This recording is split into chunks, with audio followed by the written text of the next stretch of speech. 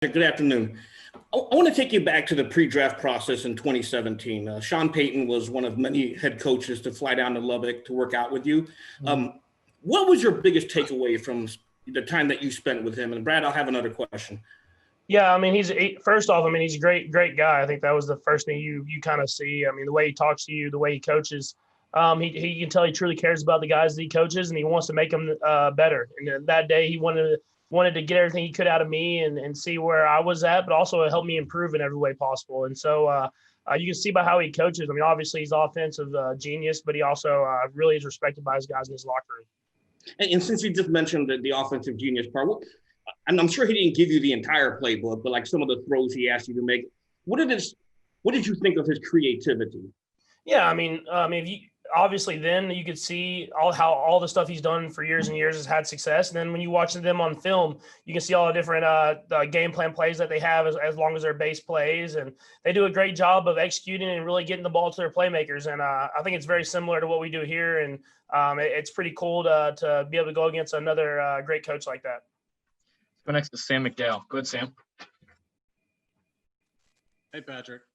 Something's kind of similar, but, Peyton said after the draft that you were the guy that they were targeting. Could you sense that? I mean, how much could you sense other teams' interest in you and how real it was, and specifically with the Saints?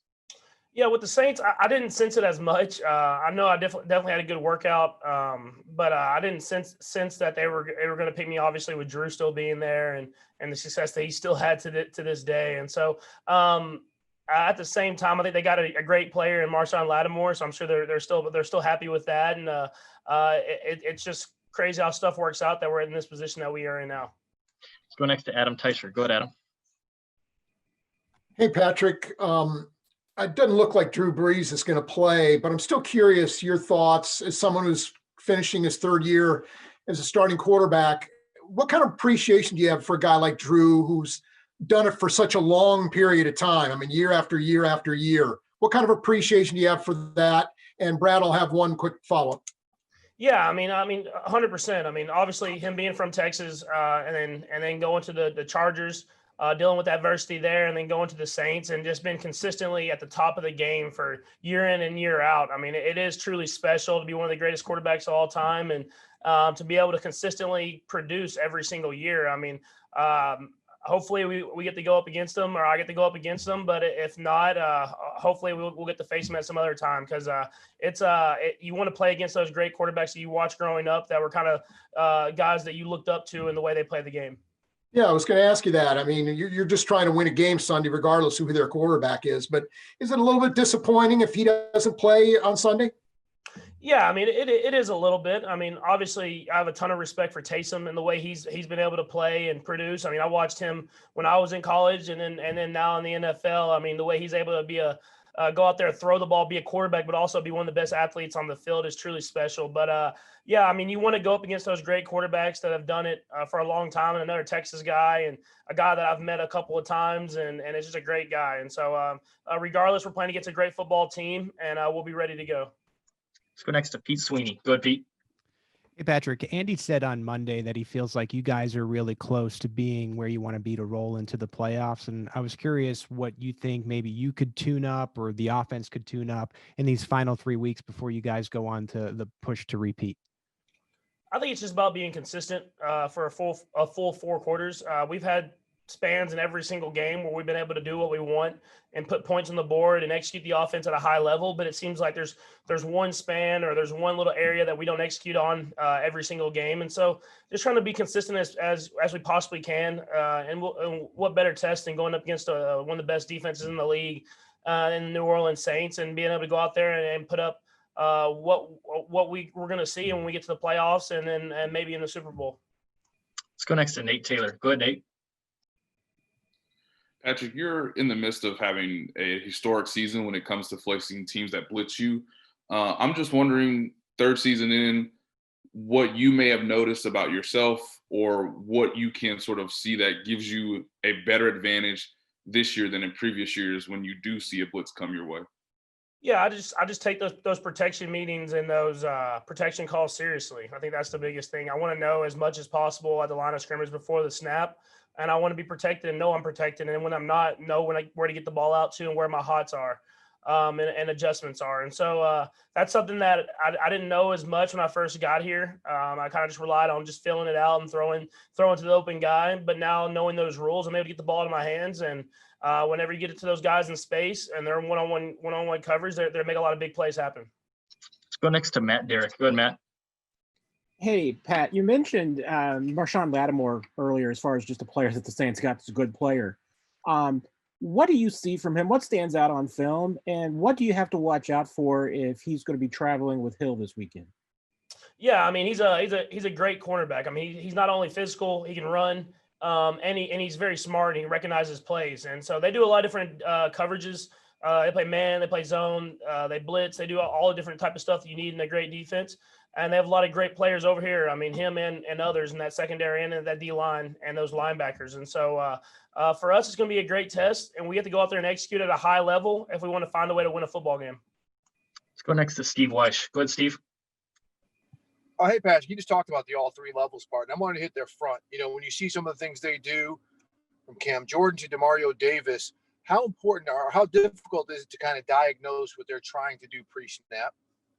Yeah, I think the way they're able to interchange, I mean, those linebackers, those D linemen, DB, safeties, Malcolm Jenkins, all those guys can really interchange and guard different guys, and as well as blitz and rush the passer. So it's a great challenge, kind of trying to figure out what their game plan is for that week, who they want to put on who they want pressuring the quarterback.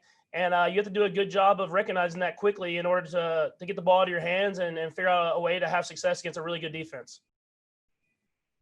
We've got three left. We'll go right down the line, starting with Lindsey Jones. Go ahead, Lindsey. Hey, Patrick. So yesterday you probably saw that the NFL announced that they will not be requiring any sort of postseason bubbles, localized bubbles, or a bigger bubble, but it could be, but teams or players could do it on their own. Is that something that you guys might consider as you guys head into the postseason, whether to protect yourselves from potentially losing a position group, or also your families knowing that you do have, a pregnant fiance at home? Yeah, well, as far as a whole team, I think we do a good job at the facility of keeping guys separate, wearing our masks, doing the different stuff to keep the protocols right, and try to, if someone does test positive, isolate that person, everything like that. But as far as going home, you have to have that confidence in your teammates that they're going to do everything the right way, and they understand what's important, and they understand that we have to be available in order if we want to be the best football team at the end of the year. And so for me, that would be what I'm doing already, and that's leaving the facility, going straight home, have my little group of me, Brittany, and Jackson, and you're really keeping it to that. And you have to know what the people around you are doing, and it's kind of your own responsibility to make sure you're available for your teammates in the long run. Go next to Seren Petro. Go ahead, Seren. And Brad, I'll have a quick follow-up. First of all, Patrick, I know I've asked you about your own statistical accomplishments and everything, and that doesn't seem to be something you focus on. But do you have your eye on some of the things Travis Kelce's doing? Is it something in your back of your mind? He's coming up on, he's going to blow through the tight end receiving yardage record. He's got a shot. He's pacing for his last 6 games to get to the receptions record. Is that something that you're aware of, that you look at, that you have in the back of your head, that you guys maybe talk about, in meetings and when you're hanging out? I mean, we never talk about it. I mean, I don't know if that's baseball superstitious or whatever. I mean, I see it on Twitter and stuff like that. But I try to stay away from all that. We just focus on going out there and winning football games, and it works out how it works out. Some days it's Tyreek, some days it's Travis, some days it's Sammy. So I mean, we got guys everywhere, and we just go out there and try to execute, and whoever's open's open. All right, and then a follow-up kind of on the blitz conversation.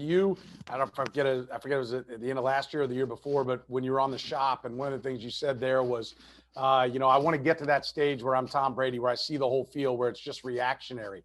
Where are you in terms of getting to that point now, wrapping up, heading towards the end of a third year as a starter? Yeah, I mean, I feel more comfortable every single year, every single game that I'm out there. I mean, even if you look back at last week, they gave us some unscouted stuff, and I was able to pull back from what the New England Patriots had done to us in years past, and being able to find ways to get completions and to get the protections right. So, I mean, I feel more comfortable with the more experience I get. That's how it is this quarterback position, and so I'll try to keep improving my body so I can keep my body as high as my mind is, and make sure that I'm ready to go and better every single start I'm out there. We'll go last to Steve Walls. Go ahead, Steve. Hey, Patrick. I know Saran just asked you about Kelce, but I'm hoping you can answer this for me. His name is being mentioned in the offensive player of the year discussions from media and also fans. And I know it's still early, but you even mentioned it on Twitter last week. What are your thoughts on that? And what is your pitch to the AP for him to win an award that a tight end has never won? I mean, if you look at history and look at the seasons that tight ends have had, I mean, he's got to have one of the best as far as catching the ball and being a playmaker in an offense. And so I think that speaks for itself, as well as, I mean, if you watch the way he blocks for other guys, I mean, it's truly a special season by a tight end. And I mean, not even a tight end, just a player, just a game changer. And so, I mean, that's the pitch in itself.